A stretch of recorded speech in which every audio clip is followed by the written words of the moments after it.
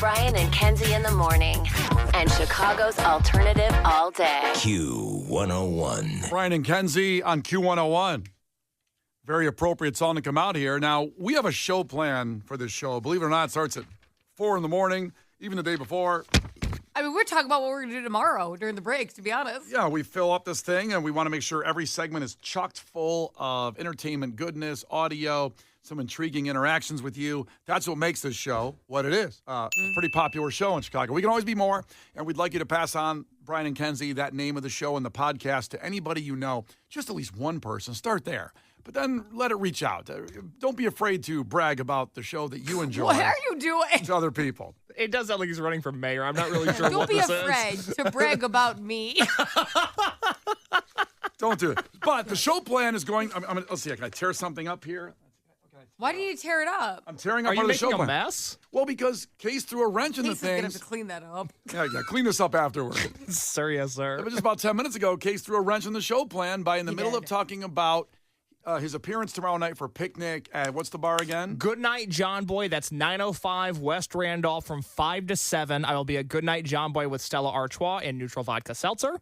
Great drinks, great bar, and Picnic, an incredible experience, which is this weekend at the Taste of Randolph. That's right. But you threw in there the phrase ex-girlfriend. I did. Oh my God, I've been dying to talk about this. We have not talked about it. We have to wait till Case is emotionally ready, but he said it. I thought we had talked about it. I completely forgot we had it. We hadn't talked about it on the air, so I'm just saying that. We love you. You're in a safe place. And the listeners, we all share all of our lives, obviously, on the show. And people know that you had moved in with your girlfriend, I think, about a year and a half ago. No, 11 months ago. 11 months ago. Yeah. Okay, try the time in my head. There's a lot going on. So now, you want to take it from there and explain why you dropped that in there like that? Why I called her my ex-girlfriend? Because we're no longer together. Okay, thanks You want to say why and make sure, and I'm only saying this to benefit you because people are going to think you did something bad and you didn't. Yeah, the text line blew up like 500-600 Yeah. texts, and we appreciate people that know, what's going on here. Yes. So. I want you to say why, because you actually didn't do anything bad, and that's good. I made the comment when we moved in together 11 months ago. I said the scary part of this is that we'll either live together the rest of our lives and then one of us will die, which is a bummer, or we'll stop living together because we've broken up. And as I've talked about a little bit, she's in a grad school program to be a neuropsychologist. It's very advanced, far more than I could ever comprehend. And she is moving to Columbia, Missouri on Thursday. And through various conversations and various things that we had going on in our lives, we are no longer together, which I think is important to get in front of, because in case anybody sees me rizzing up any lady at the Taste of Randolph picnic this weekend, I don't want anybody thinking I'm unfaithful. I am a dog off of my leash. One-man wolf pack type deal. But I guess I did slip that in there, that my bar night tomorrow night, which again, thank you to Stella Artois Neutral Vodka Seltzer, which is at Goodnight John Boy from 5 to 7.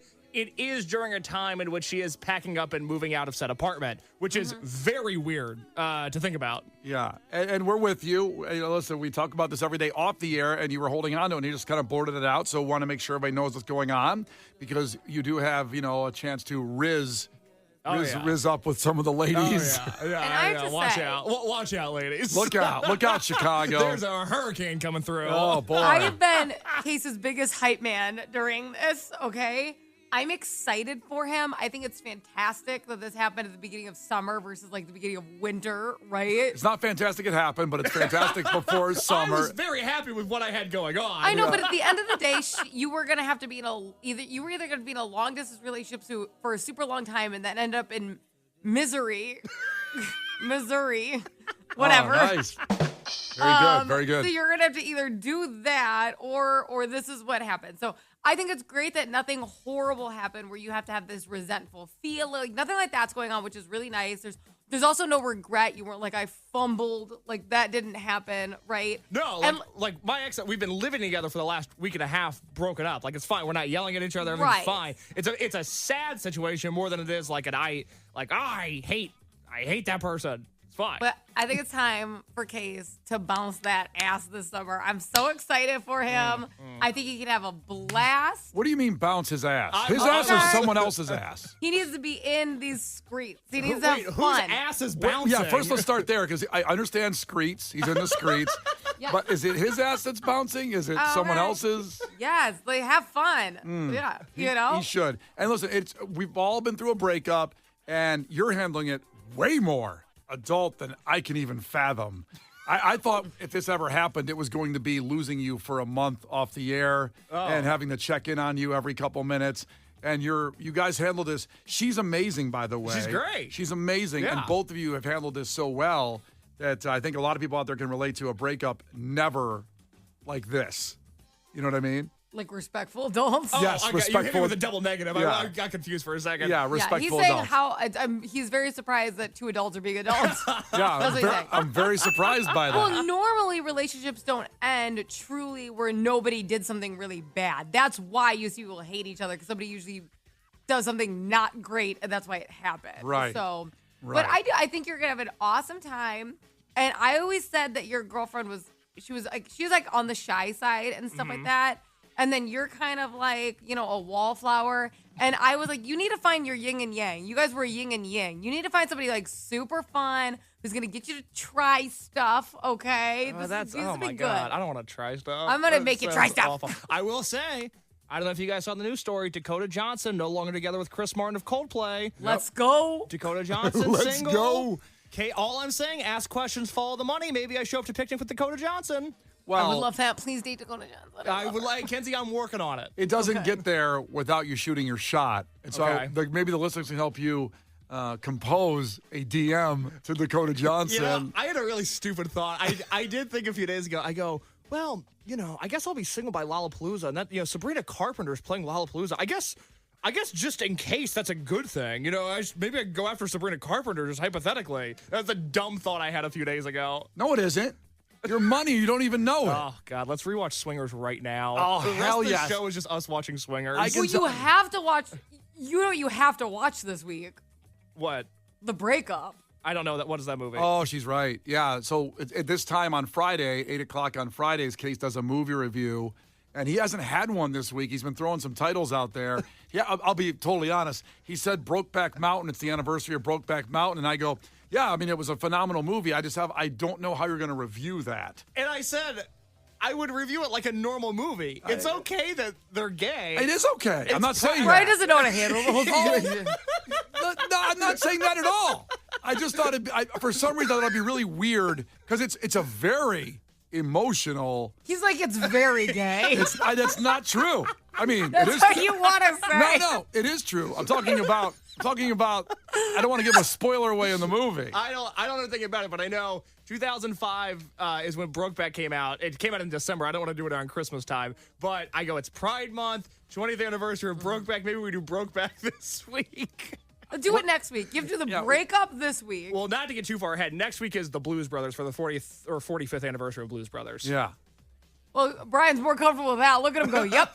No, it's not about the theme of the movie. It's about the dark ending. I don't know, no spoilers. I don't know the ending, actually. Yeah. I don't think I've seen What? the ending. Well, then you don't know what I'm talking about. It's a rough movie. It's Hey, sad. I mean, can I ask something? No. I mean, yes. Go ahead. Fine. I honestly always thought the name was sexual. That's okay. You can Is think that what it is? Like Like they're that like, somebody's back's got broken. yeah, like they're blowing out someone's back. Yeah. So it's like I thought it was like a really kinky movie. Well, no, it's a very emotionally, very sad, pulls at your heartstrings movie. That's what I was talking So about. it's not kinky? I mean, I guess it's partially kinky, but it's not what you're thinking. Not Okay. You think it's a fun movie. That's a bunch of cowboys. Yeah, that's what you're thinking. It's an incredible movie. It's not necessarily fun. I wouldn't call it. It's not fun. So you're gonna do the breakup. Okay, so this is let me describe. So it's Jennifer Aniston and Vince Vaughn. I love Vince and Vaughn. they go through a breakup, and ironically, they continue to live together when they break up. Okay. So you can, relate to what's happening there. Great. And they live in Chicago. The whole thing's in Chicago. Well, we live in Chicago. I know. You have to do that. You could have starred in it. So this is going to be your movie 3 days from now. Friday at 8, it'll be the breakup. Okay. Relating to your life at this point. Awesome. Yeah, which is also kind of sad. Like But Brian's more comfortable with this version of sad. Yeah. Hey, if people want to convince on the text line that it's better to do Brokeback Mountain than the breakup, go for it. Well, no, this is on theme. He's like, what? Now we have to wait for him to break up with somebody again? Oh, that could be years. I move know. slow. Well, first you got to get with somebody. That's what I mean. And then the whole time I'm going to be hoping they break up so we can review the movie. Yeah. The Brian and Kenzie Show. On Q101. The Brian and Kenzie Show. On Q101. Brian and Kenzie on Q101. Halsey tickets on the way at the end of music entertainment news.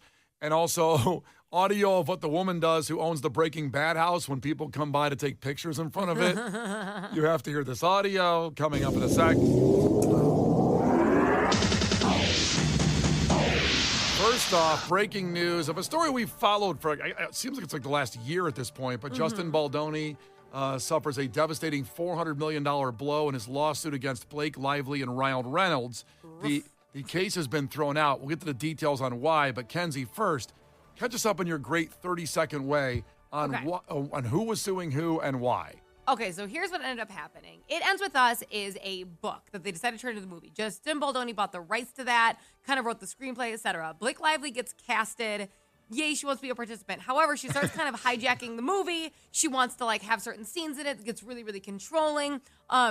The rumor is that she started having feelings for him that he didn't reciprocate because they are both married, and that's when things went left. That is the rumor. But things started getting weird. She started getting aggressive on the project and kind of hijacked the movie, which led to him basically suing her for all sorts of things like, defamation, scam, all these crazy things, sexual harassment, etc. She sues him back for sexual harassment. Lots of audio, on-set things are leaking. Apparently, it was very tumultuous on set to film. It took years. The movie didn't turn out the way it was supposed to. Again, he brought the rights to the movie, but then had to watch the premiere in a basement because she was so adamant about him not being allowed to be on the red carpet. It ended awful and really destroyed the whole movie because the movie is about kind of abusive domestic violence relationships, and it really took away from the plot because Blake Lively was trying to turn it into a rom-com marketing. She launched an alcohol line with it, a hair care line with it, and it's a domestic violence movie. So a lot of things were handled super, super poorly, improperly. Most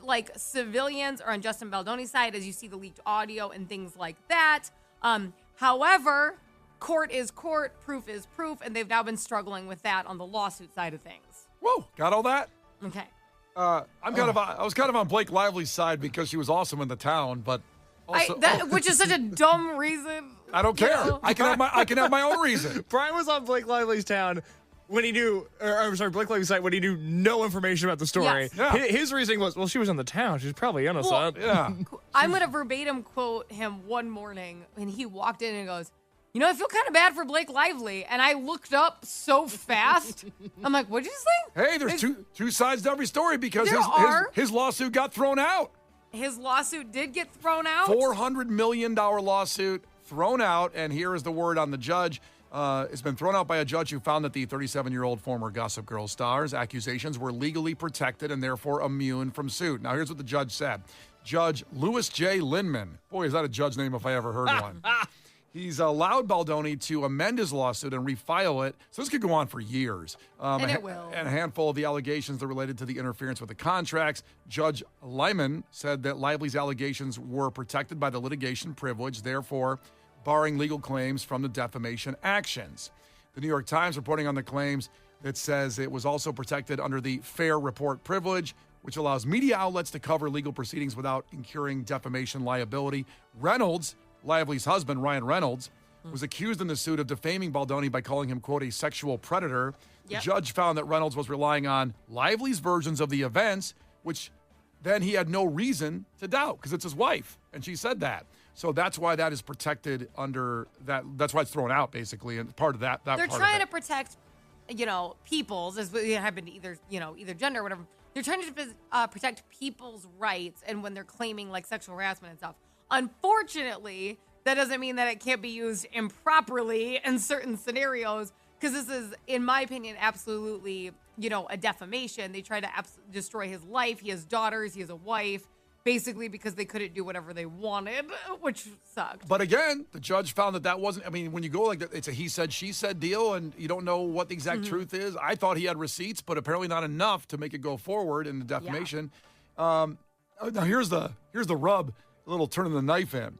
Now they're going to seek attorney's fees, treble damages, and punitive damages against Baldoni and his company, Wayfarer Parties, for this abusive litigation, which they called from the beginning a sham lawsuit. So it's going to go on for years. Lawyers are going to make millions of dollars off this as it keeps going back and forth. And will there ever be a direct verdict? Who knows? Really, who knows? It's always going to be skewed. The problem with cases is you can always argue more than one side. It doesn't even matter, how cut and dry something seems.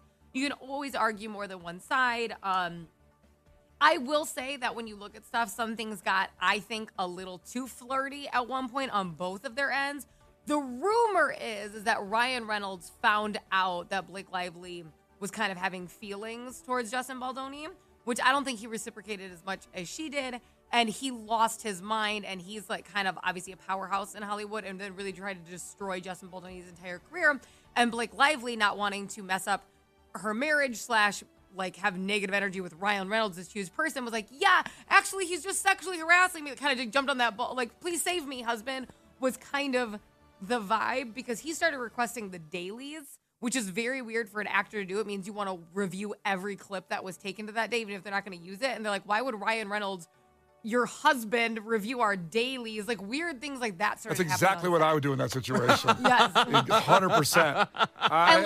And mind you, you could be like, well, he's an actor. He should know that relationships on set aren't real. Ryan Reynolds has started many relationships, including with his current wife, on-set romances. So if anyone's going to be insecure about that, it will be him, because he's married and started dating multiple co-stars. Which is exactly what I would do if I was Ryan Reynolds, too. I'd start on-set romances and eventually marry somebody at the end. He does that often, so I can understand where the insecurity is coming from. I like the playbook. I like how it all played out. You're a Ryan Reynolds guy. If I'm looking for the hot take, I gotta be honest. I'm looking for the Town 2 to come out. Oh, you and me both. It'd be a little rough with the people that didn't make it. It would just be her, which I'm fine with.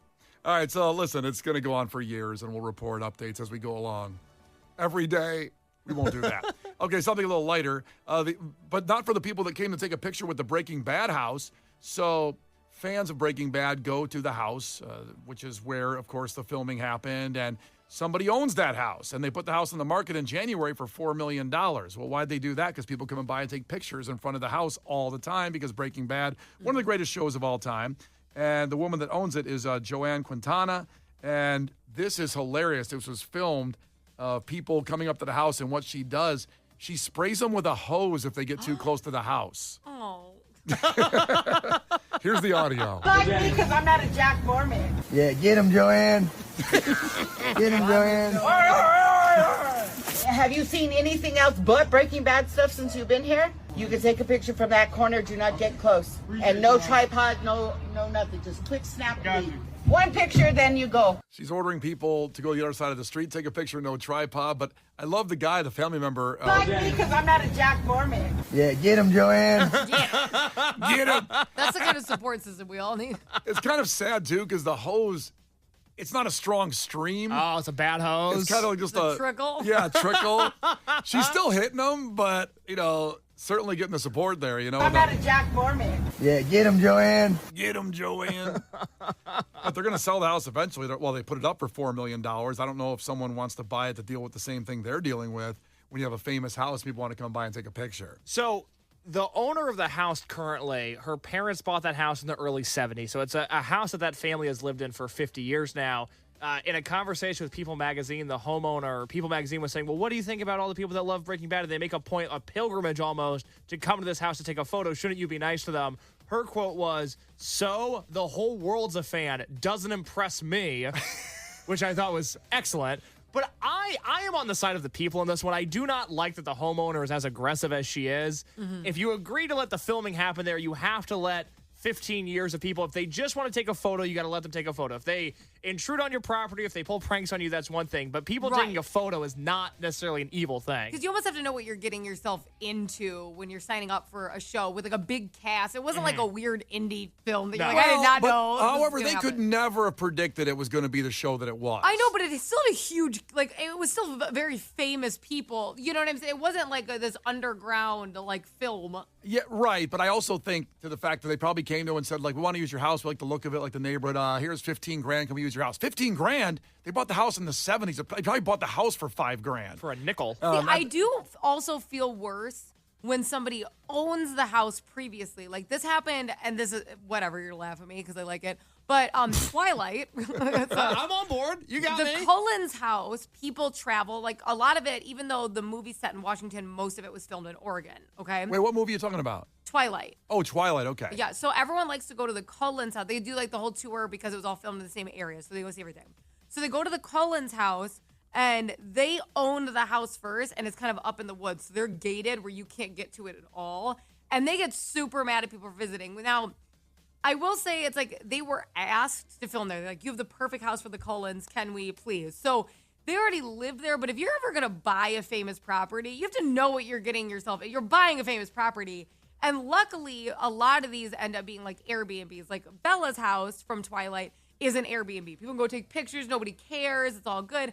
That's what probably should happen to a lot of these properties because spending your life chasing people off your land is just like not worth it. Well, if somebody's going to buy it for $4 million, that house, I imagine that's what they'll probably do with it. Like the people that bought the Michael Jordan house in Highland Park, they turned into some kind of Airbnb. I haven't heard much about it since that happened, though. Well, they're probably still redoing it.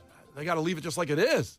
Jordan was there. They'll no change nothing. I think they But bought it so they could If change they're it. selling this, somebody smart would buy it, rent it out, make it part of the tours, and then you make a ton of money. I've gone to the Home Alone house, and when that guy got out front and went, did the face, like the They were Macaulay Culkin troopers does. about it, yeah. They didn't come out and spray me. And that's the thing. As long as you're not trespassing, if you're all up on someone's land and doing that, that's super annoying. If you are not trespassing and you're taking a picture in the street or whatever, I just think you have to be a better sport about it or move. If you don't like it, then you have to move. You can't expect everybody in the world to not want to see the house from something that they love. It's documented on our social media of me sneaking in the backyard of Kurt Cobain's house. He obviously doesn't own it anymore. But I snuck in the back and sang Smells Like Teen Spirit. Kurt really appreciated that. Yeah. I mean, the owners didn't come out, again, didn't do anything, but they did build a big wall after that. I don't know if I caused that or not. I think you did. It's a huge wall. Huge wall. Smells like a lawsuit, not Teen Spirit. Smells like trespassing charges. I will say I did go on their property. Not good. did. See, that's lame. You have to be unless again it's like an Airbnb situation where they don't care, right? That's totally different. But if it really is someone's house, you have to respect like their land and their home. They have kids in there. Like you can't just expect every weird guy. Like what if it's like a really weird guy? You got kids and stuff. Are you calling me a really weird guy or just a weird guy? But they don't know. You're just a guy walking on their property. They, like, it's like just do it respectfully. Yeah, but I wasn't going to be at Kurt Cobain's house ever again, probably, so I took my shot. Yeah, YOLO, as you said. That's exactly right. The Brian and Kenzie Show. On Q101. The Brian and Kenzie Show. On Q101. Brian and Kenzie on Q101, and it's here. Q101's Picnic Week has arrived, and Friday, Saturday, Sunday, Taste of Randolph, 20th annual Taste of Randolph, taking over the West Loop, will be on hand for all of the wonderfulness from our homeboys OK Go and Fantagram and Slow Joy and the return of Spitalfield and so much great stuff. And just the environment, the vibe of Taste of Randolph all these years and turning it into Picnic has been an incredible partnership last year. Great music, all the food. I know Kenzie will have me and Case go for a walk with her to get some lemonade, or what did we get last time? We had horchata. Horchata, yes. It was a big ordeal. Lemonade. It was a big ordeal to get that horchata. Yeah, I wanted to go get they had a strawberry horchata, and I'm like, we have got to go. And by ordeal, I don't mean it was grueling because it was, everything's right there Well, I for you wanted very a shot easily. too, and you guys kept rolling your eyes. You never support me. You know how many bands I've seen My because of God. Yeah, that's the ordeal. The shopping. God. 'Cause you. You just roll, like everything's an eye roll. Like just spend time with me doing what I like one time. and that's exactly the ordeal I'm speaking of.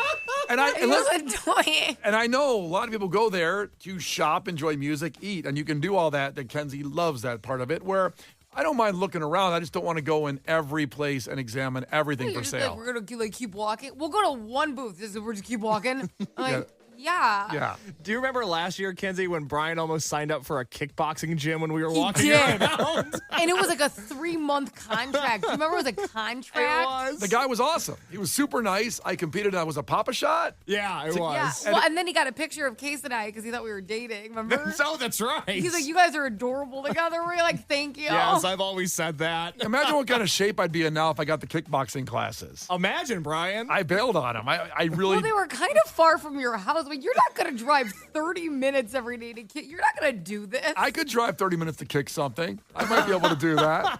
There's so many cool vendors there, and it is amazing. Like I said, those opportunities to get some, free 3-month memberships and the food and the shopping and the bands, of course. And obviously, it's one of those things that you don't even need a ticket for. It's not like it's sold out. There are no tickets. A $15 donation is suggested at the door. That goes to benefit the West Loop Chamber of Commerce. It helps the area that we're hosting Picnic at the Taste of Randolph in. Support local. And support local. But, with all the expensive concerts coming up this season, Picnic is one of those things that has become highly, highly affordable and very fun for the entire weekend. It was beautiful last year, and it was packed, and it was just really, really a fun time. And if you want a unique experience involving Picnic, well, you can join our guy Case in the West Loop tomorrow. It's kind of a pregame party before Friday, Saturday, Sunday. Oh, yeah, we're pre-gaming tomorrow. Buckle up, baby. Yeah. I'll be at Goodnight John Boy, which is at 905 West Randolph. Goodnight John Boy, Wednesday, June 11th from 5 to 7. I will have Q101 swag there. I'll have prizes, and I'll have a chance to win an experience with OK Go at the Wonder Museum. That is going to be awesome.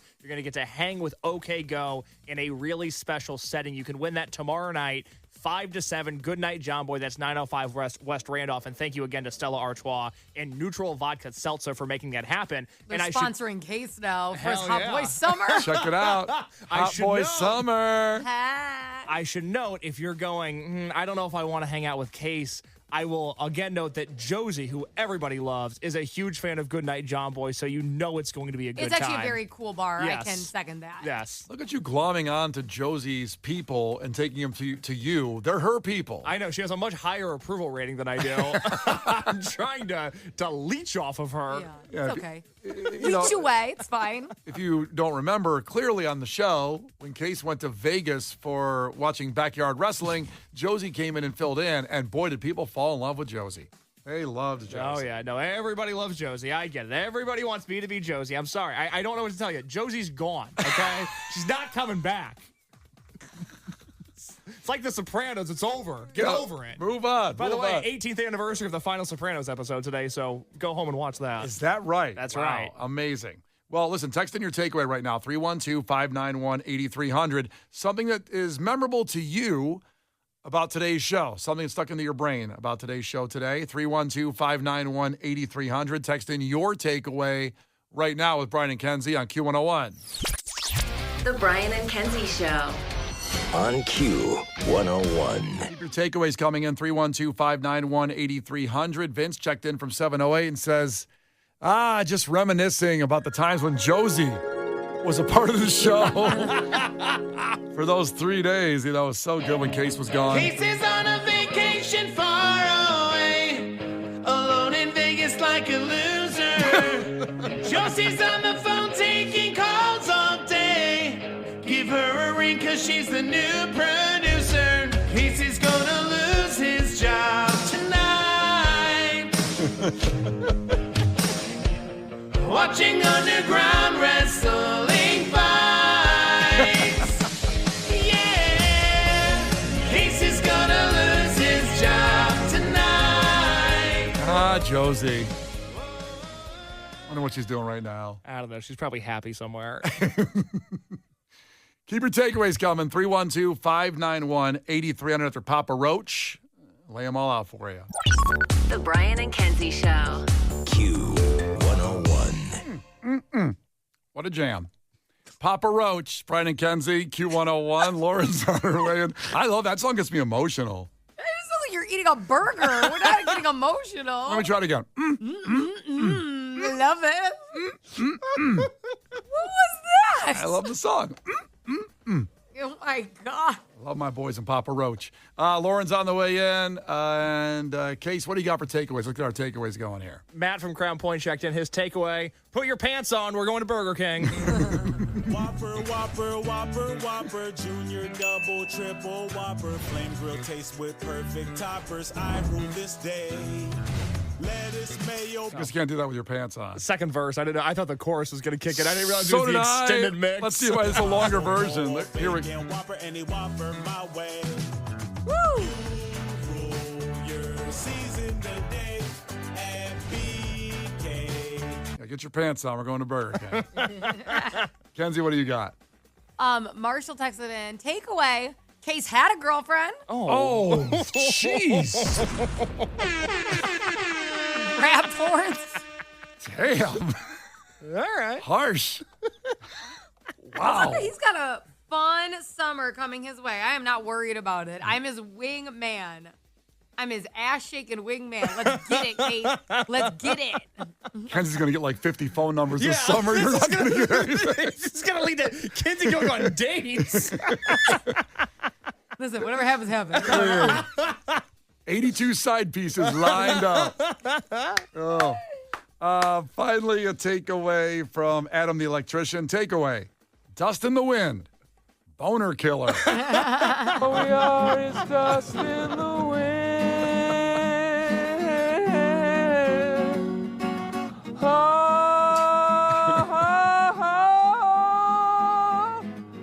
You're my boy, Blue. What's on the podcast, Case? Well, we learned that it's hard to have sex when the Burger King song is blaring in the background. Full context of that lives on the Brian and Kenzie podcast. I don't know if you need more than that. It's Trust me, that's what it is, baby. I weaved a tale.